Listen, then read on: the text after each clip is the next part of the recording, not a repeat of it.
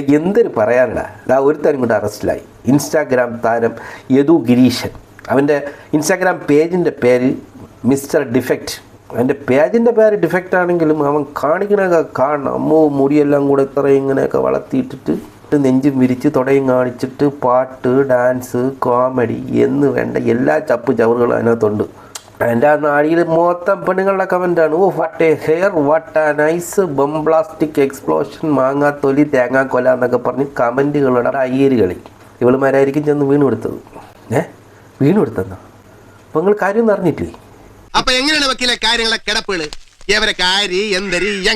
ഇൻസ്റ്റാഗ്രാമിലൂടെ പരിചയപ്പെടുന്ന പെണ്ണുങ്ങളെ വീട്ടിലും റൂമിലും ഹോട്ടലിലും പലയിടത്തും കൊണ്ടുപോയി വിവാഹം കഴിച്ചോളാന്ന് പറഞ്ഞിട്ട് മറ്റേ കുൽസിത പ്രവർത്തനങ്ങൾ നടത്തും.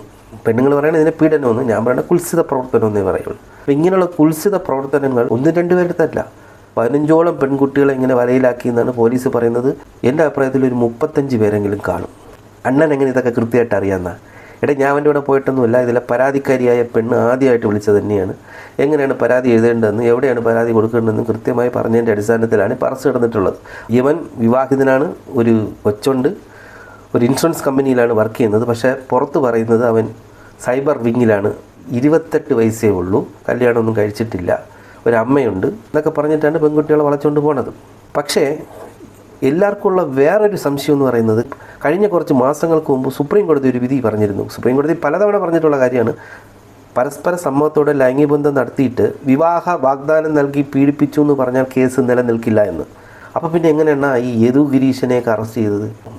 അവിടെയാണ് നമ്മൾ ഈ വിധി കൃത്യമായിട്ട് വായിക്കേണ്ടത്. ഒരു സ്ത്രീയും പുരുഷനും തമ്മിൽ ഇഷ്ടപ്പെടുന്നു, സ്നേഹത്തിലാവുന്നു, അവർ തമ്മിൽ വിവാഹം കഴിക്കാനുള്ള എല്ലാ സാഹചര്യങ്ങളും ഒരുങ്ങുന്ന അവസരത്തിൽ ഇവർ പരസ്പര സമ്മതത്തോടെ ലൈംഗിക ബന്ധത്തിൽ ഏർപ്പെടുന്നു. പക്ഷേ എന്തോ ഒരു സാഹചര്യത്തിൽ, ഉദാഹരണത്തിന് ഇവർ തമ്മിലുള്ള തർക്കത്തിൽ ഒരു പാർട്ട്ണറുടെ സ്വഭാവം വേറൊരു പാർട്ട്ണർക്ക് ഇഷ്ടപ്പെടാതെ വരും.